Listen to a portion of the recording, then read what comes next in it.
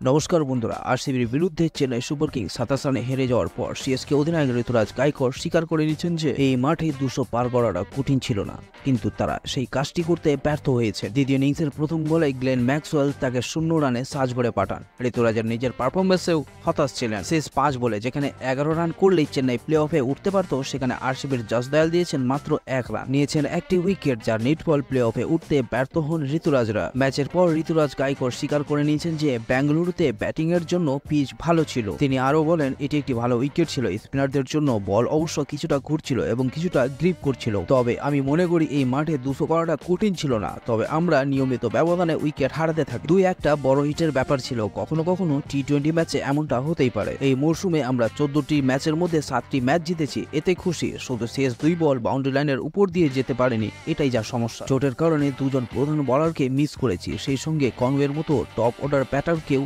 পাইনি। আমার মনে হয় 3 জন গুরুত্বপূর্ণ খেলোয়াড়কে মিস করাটা অনেক বড় পার্থক্য করে দিয়েছে। প্রথম ম্যাচ থেকে আমাদের জন্য অনেক চ্যালেঞ্জ ছিল। ফিজের চোট, তারপর পাথিরানারও চোট হয়ে যায়, ও ফিরে এলেও ফের ও ছিটকে যায়। এত চোট থাকলে দলে ভারসাম্য রাখাটা অনেক কঠিন হয়ে যায় এবং প্রতিটি ম্যাচের জন্য টিম আলাদা করে বেছে নিতে হয়। ঋতুরাজ আরও বলেন, এই মৌসুমে চোট এবং প্লেয়ারদের যাবতীয় অসুস্থতা বিবেচনা করে আমাদের প্লেইং 11 বাঁচতে হয়েছে। 7 ম্যাচ জিতে আমরা খুশি, যদিও প্লে অফে পৌঁছাতে পারিনি। গত বছর আমাদের শেষ নকআউট ম্যাচে আমরা শেষ 2 বলে 10 রান করেছিলাম। এবারও একই রকম পরিস্থিতি তৈরি হলে যেখানে আমরা ব্যর্থ হয়েছি। ব্যক্তিগত পারফরমেন্স নয়, ঋতুর কাছে গুরুত্বপূর্ণ দলের জয়। যে কারণে তিনি দাবি করেছেন, আমার জন্য ব্যক্তিগত মাইলস্টোনগুলি খুব বেশি গুরুত্বপূর্ণ নয়, আসল বিষয় হলো ম্যাচ জেতাটা। আর সেটা যদি করতে না পারি তাহলে সেটা অবশ্যই হতাশার। এই মৌসুমে 100 রান করলেন নাকি 500-600 রান, তাতে কিছু যায় আসে না। সত্যি আমি হতাশ।